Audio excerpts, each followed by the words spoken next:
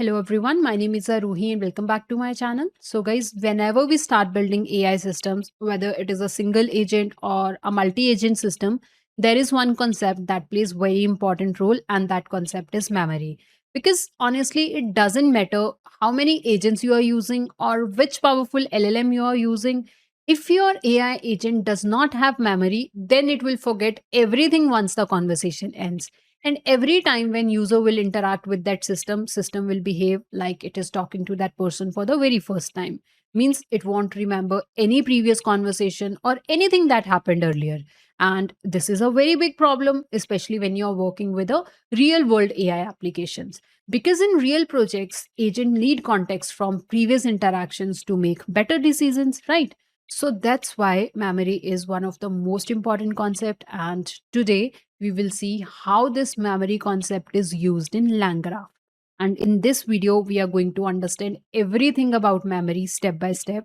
We will see what memory is, what is short term memory, what is long term memory, what is the difference between them. Then I'll show you the complete implementation of these two memories practically using LangGraph. And I will also show you how this memory is actually used in real AI projects.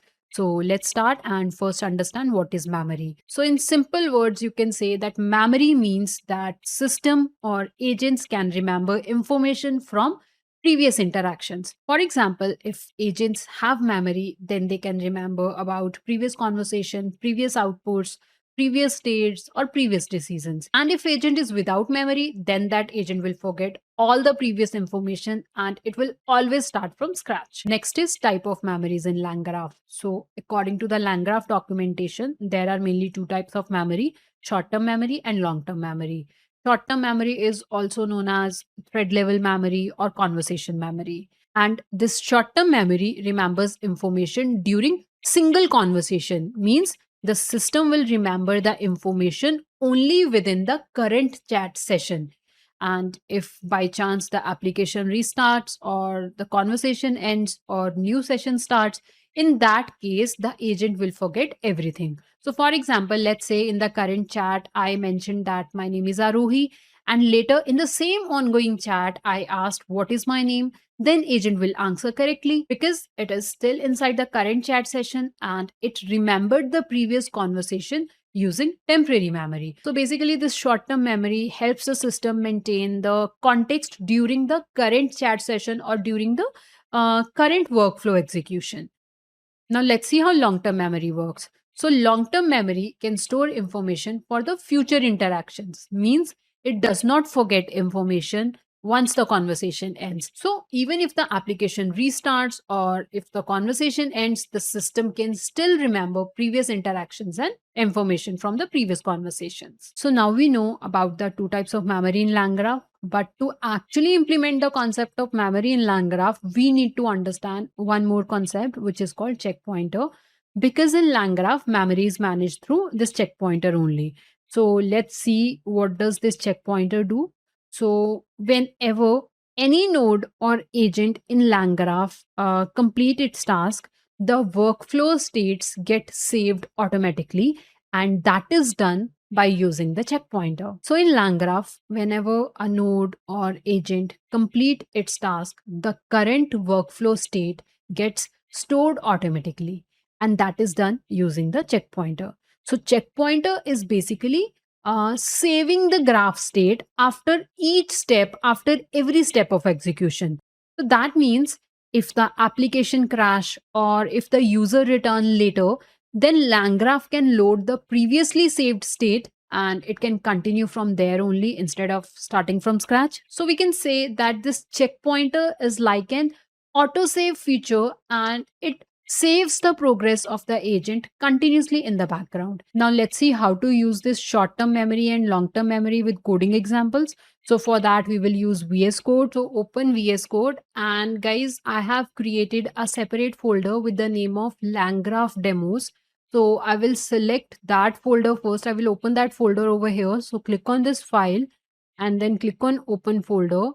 And now I will open that folder, LangGraph demos folder. See, this is the folder.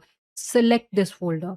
So we are going to work inside this folder, and right now this folder is empty. There is no file over here.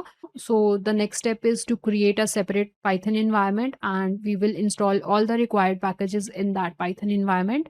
So for that, you will open the terminal, click here, and then click on terminal, new terminal.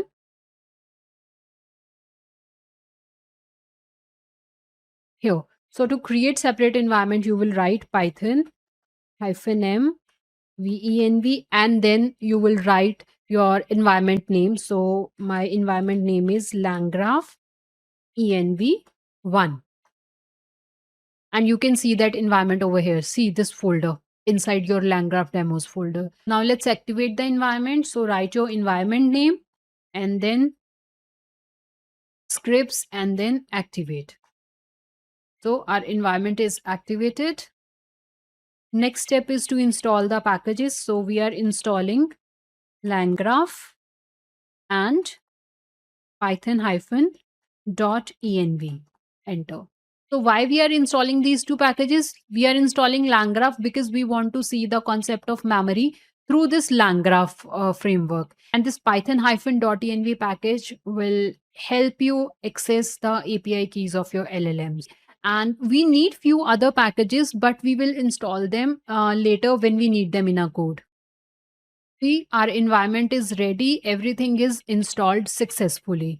Now the next step is to create a Python file where we will write the code related to short-term memory and long-term memory. So you just click on this icon over here and name it short-term memory .py, because this is a Python file, and here we will write our code. Let me clear this screen, and now let me show you the coding part. First, I'm showing you how to use the short-term memory. Short-term memory means the memory which can store the context of the conversation within one chat session. So first step is to import all the required packages. So these are the packages which we need. See, we are importing start, end, and state graph from langgraph.graph. So we need these things while building the langgraph workflow. So I will explain you these things over there when we will use them in the code. And then we are importing this in memory saver. So guys, this we need whenever we want to work with the short-term memory. So right now I'm showing you the example of short-term memory. So that's why we are importing this from here.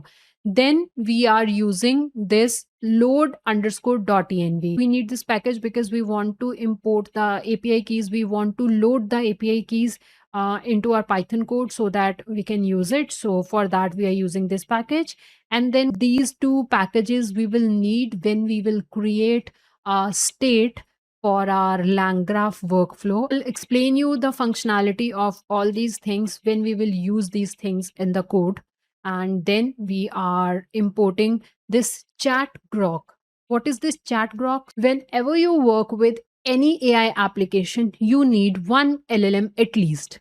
So the LLM which we are going to use in our today's tutorial is the LLM from Grok. Means there are various LLMs over there, and you can pick one open source LLM which you want to use. So if you want to use the LLM from Grok, then you will first install this package.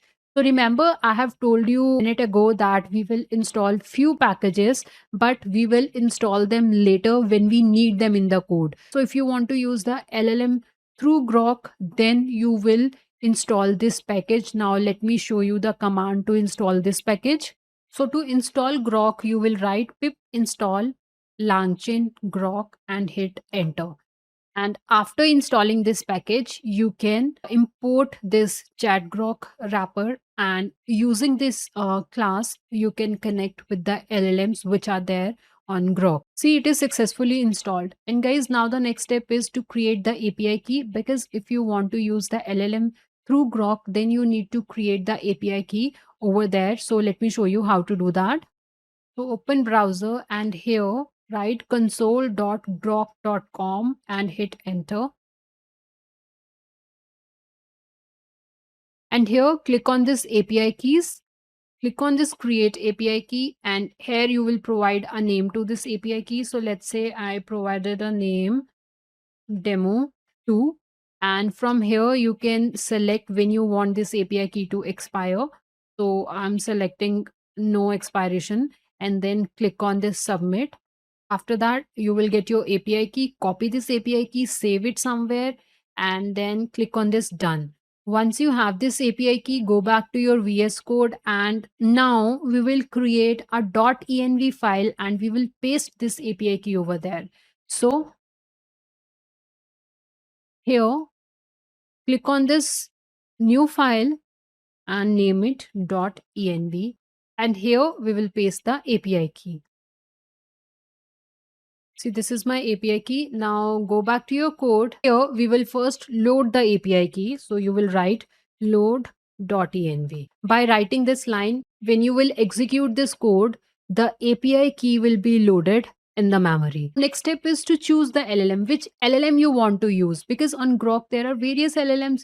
So I want to use this LLM. See, so I want to use Llama 3.3 70 billion parameter model. Next step is to create the state. Guys, this is very important. Whenever you create any application in LangGraph, you first create the state. So what is state? So state is basically a shared memory. All the nodes which you are going to use in your LangGraph application, they will share this memory. All of the nodes can read data from this state and they can write data in this state, they can update this state. Okay, so let's see how to create this state. So this is the code for that. See, this is the actual code of state, and here we are just importing few packages. See, we are importing any message, human message, system message, and AI message. So human message, this is required whenever user types message. So this human message is required for that. System message, this we need to get the system messages, and this we are importing this because when LLM will reply us back, that will be stored in this AI message. So from this LangChain core.messages, we are importing all these things. And then I'm creating a class. This is basically a custom state. So my custom state has a name, message state. You can write any name over here. By writing these 3 lines, I'm creating a state which is a shared memory for my LangGraph application. And this state basically have 2 things. See, messages and LLM calls. And in the parentheses, I'm writing this type dict. What it means? It simply means that I want to have data in the form of dictionary, and we will have key and their data type. See, this is a key and it is the data type of it. And this is a key and this is how I want the data inside this key. So whenever you create state, you always mention this type dict, and this type dict simply tells we want the format of the memory or the data inside this class in a dictionary format, and we want these keys only, and these are the data types of these keys. So every node or agent in the LangGraph will generate output in this format. Let's try to understand this part. So basically, we are storing all the messages in a list. All the messages means the messages from user, the messages from AI means from our LLM, and all the messages from system. All the messages will be stored in a this list. And this operator dot add. Remember, guys, we imported this operator above here. And I've told you that I will explain you the functionality of this package when we will use it. So now I'll explain you why we are using this operator package. So this operator dot add, what it means? It simply means whenever new message comes, append that message in the list of the messages. So for example, if there are 5 messages already in the list in the conversation, then if new message comes, then append the list with that messages. Means first 5 messages will be there. Then after that, 6th message will be added to that list of messages. So that's why we are using this operator dot add to keep on adding new messages into the current list of messages. So that is how we build context for our LLM, right? And after that, this LLM calls. This simply means that we want to record that how many times we have used the LLM we have called the LLM. This can be helpful if you want to see that how many calls have been made to the model. This can also help you in monitoring the cost of LLM. So this is our state. So state is basically a shared memory. Now all the nodes which you're going to create in LangGraph, or all the agents which you're going to create in LangGraph in this workflow, they will use this shared memory. Means every agent or node will do their task, they will update the state, and the next agent or next node can take that data from there and they can perform their task, and then they will update their result in this state. So this is a shared memory. So we created that, and our state name is message state. Now the next step is to create the node or the agent. So guys, for this tutorial I'm going to use a very simple example. Then in my next video we will use multiple agents, but over here, to make you understand the concept of short-term memory, I will use one node only, and we will understand the concept of memory with that. So let me write a code for it. See, this is the function, this is the code of one node. DEF means we are creating a function, and the function name is chatbot node. And see, this node will accept the input from where? From message state. What is message state? This is message state. And what is the format of the data which is there in this message state? So there will be two keys. So the input to this node will be this list of messages and the LLM calls. This is the input to this node. After that, in response variable, we are calling the LLM and we are giving a prompt to it. What is the prompt? We are telling it that you are a helpful AI assistant. Use the conversation memory properly and answer based on previous messages. And after that, I have added state messages. Now, what is it? See, we are providing the list of messages from here. This messages is a key which is present in our state, right? And what this messages key have? This messages have a list of all previous messages. So we are sending all the previous messages, and we gave this prompt to the LLM. Now, on the basis of these previous messages, LLM will reply us, and then it will return the result, and the result will be in messages. In this messages key only, we are storing the response. What is this response? This response is the variable where LLM is working. And then this LLM calls key, here also we are incrementing the call by one because we have used the LLM.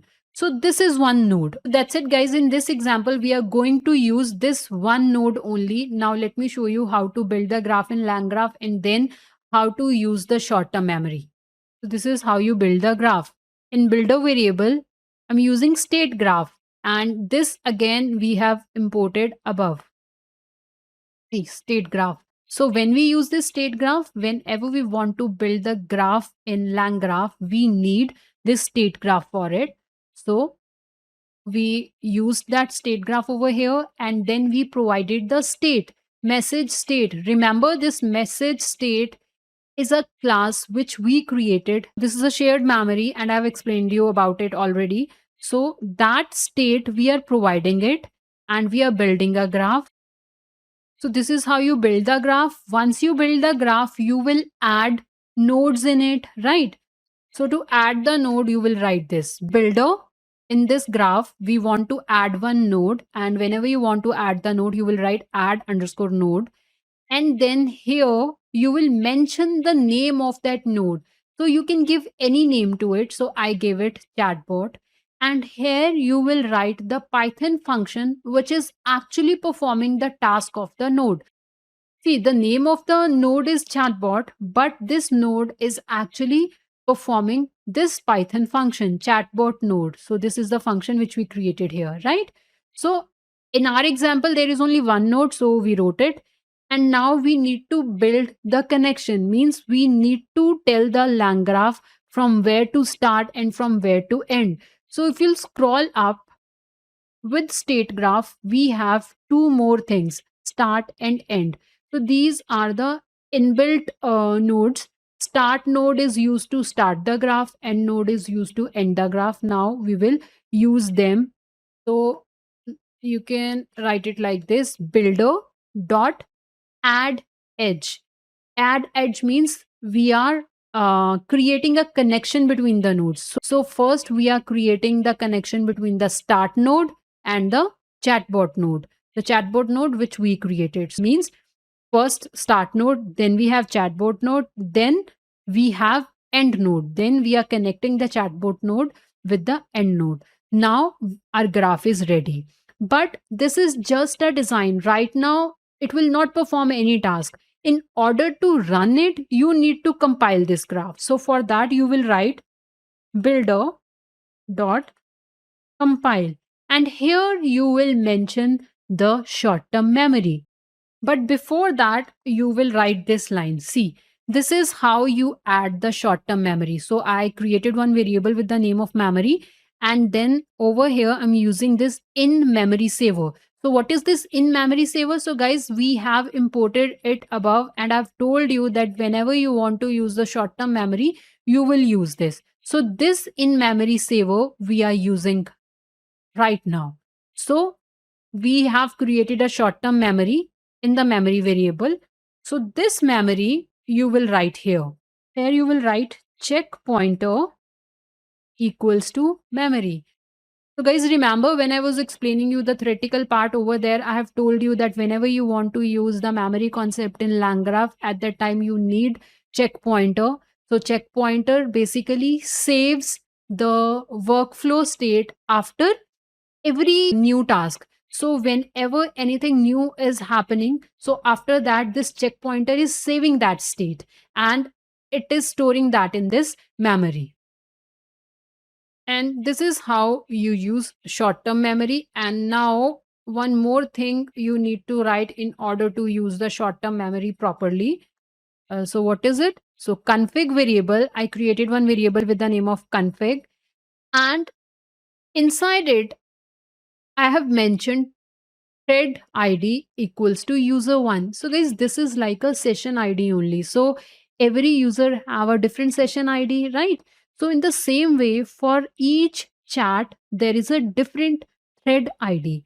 So whenever there is a thread ID user1, so that means whatever the conversation has happened between that user and the chatbot or your agent, it will remember that. So you will always provide the thread ID to it, and this is how you provide it. So these are the things which you need to add short-term memory. Now let's test this app. Let's ask few questions to chatbot. We will first provide information to the chatbot, and then later in the chat we will ask question about that information. And if our chatbot can answer those questions, that means short-term memory is working properly. So let's call the LLM and ask it a question. So initially I will provide one message from here only, and then we will print that message. Okay, let me just put this part in one variable so it will be easy to use it. So in app variable, I'm compiling the LangGraph with the memory. And now here in result variable, I'm invoking, I'm calling that app. And this is the message, human message means the message which we typed. Okay. So I mentioned that my name is Arohi and LLM call is 0 right now. And then I provided this config. Guys, this is important. Remember in config what we did? We provided the thread ID user1. From this thread ID, your agent will remember that it is about the same user. So after that, we are just printing the message. So what we are doing, I just provided this initial message to the LLM and then I'm just printing it. Okay, let me just run this code once. Now let's run this file. So Python, our file name is shorttermmemory.py. See, this is the response from the LLM. Hello, Arohi. It's nice to meet you. See, my message was, my name is Arohi and This is the reply from LLM. Hello Arohi, it's nice to meet you. So here in this message, I have told my name to the LLM. Now let's ask the LLM what is my name. So for that, I wrote this line C. App.invoke, and in messages, human message means the message from the user. This time I'm asking what is my name, and I have given the same thread ID. So which is user 1, right? So from this thread ID, your agent will know that it is about the same user. And then we are printing the response. Okay, let's save it and run it. So I'm running the file again.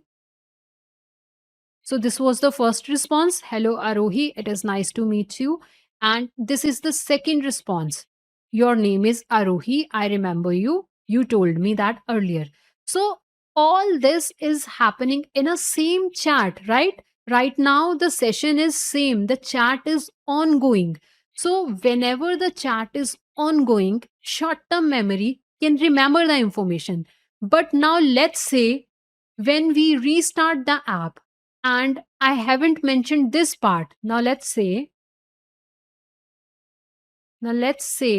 that this part where I told my name initially, let's comment this part and run the application again. Let's run the application again and see. This is the response from agent. I don't know your name. This is the beginning of our conversation. So when app restarts, so it will not have the previous information. So this is what short-term memory is. Now let's see how to use long-term memory. And long-term memory can store the information for long time. Means once the app is closed, and if you reopen the app later, and then also it will remember you. Okay.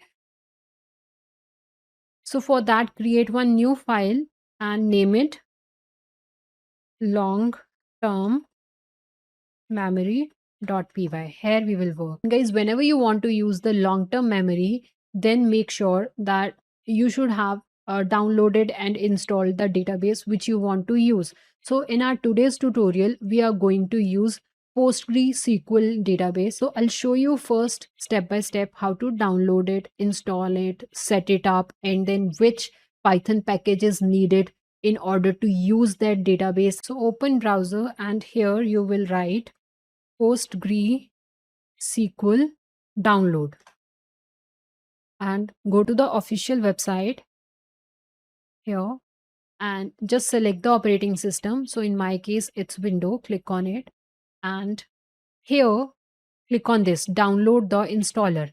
So when you'll click on it, you will see these options. So select the latest one, this one 18.3, and click here, and then installation will start. See in downloads, you can see that file. So in my case, it is already downloaded. So once it downloaded, you can see it in the downloads folder. See this one.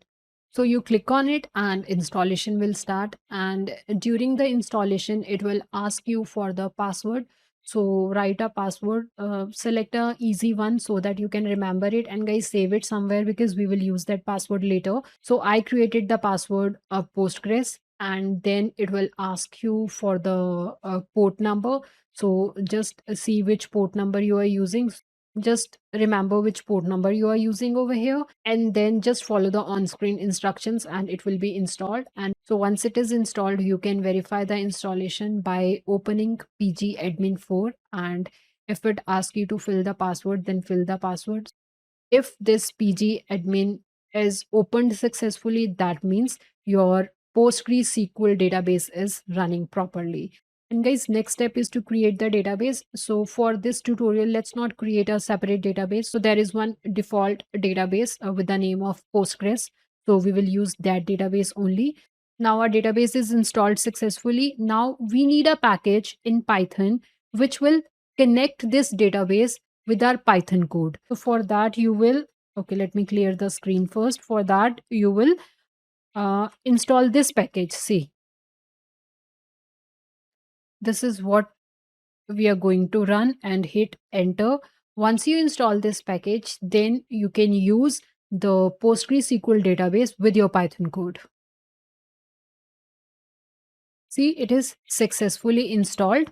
Now, guys, next thing is to write the code. So what we are doing is, let's copy the entire code from short-term memory only, but we will only change the part related to the memory. Okay, we will do modification in that part only. So open your short-term memory.py file and copy this entire code from here and paste it in long-term memory.py file. The first change which you need to do is, we are not using the short-term memory. So comment this line, we don't need it. We need to import the package which we just installed, right? In order to use the PostgreSQL. So let's import that package. So this is the package. So we are importing this Postgres saver from this. So this package you need when you want to use long-term memory and you want to save the conversation history in PostgreSQL database. So first step is done. Again, we are loading the environment variable. We are using this LLM and this is the state. State will work same. And then this is the chatbot node. We are using single node only. And then we are building the graph and then we are adding nodes to it. Now over here, we are not going to use this short-term memory. So comment this part. Here we will write db_uri. So let me open the database first and let me explain you what all these things are. So just write pgadmin4. Click on this servers here. It will ask you the password. So remember, while installing the PostgreSQL, we used one password, we set one password. You will use that password over here. In my case, that password is Postgres. So I write POSTGRES and enter. Now the server is opened and in databases, see over here under this PostgreSQL, there is databases. Click on it, and I have told you that there is one default database, this Postgres. So we will save the conversation history inside this default database. So the username is also Postgres, and the password is also Postgres, and database name is also Postgres. Now let's go back to our VS Code and see. PostgreSQL, we want to use which database? PostgreSQL. The username is Postgres, password is also Postgres, and we are running it on local machine, and the port number is this, and the database name is Postgres. I have shown you this database, right?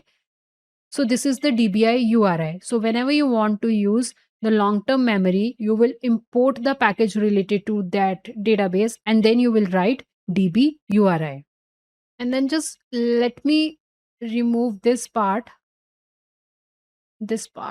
okay?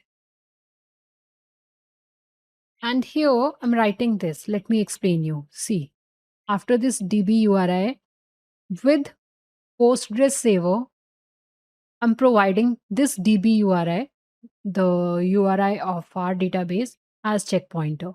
We are then setting up the checkpointer. Then we are compiling the graph. See, checkpointer equals to this checkpointer which we just set up, and then this part you already know that this is just like a session ID. You will provide a thread ID to each user, and each user will have a separate thread ID, and on the basis of this thread ID only, your agent or node will know that this conversation is related to which user, and based on this thread ID, the data will be stored in the database. So later on, when suppose after closing the app once, when user returns and user use the same thread ID, then based on this thread ID, your node will get the data from the PostgreSQL and start the conversation from there. And if user asks anything related to the previous questions, then your agent or node can answer. Okay, so this thread ID is very important. So we mentioned this thread ID over here. The code is exactly the same which we used in short-term memory. So we compiled the graph, we mentioned the thread ID, then I'm calling the LLM, and this time I gave this message, means user wrote that my favorite language is Python, and then we provided the thread ID to it, and then we are printing the response. So first time, let's run this code.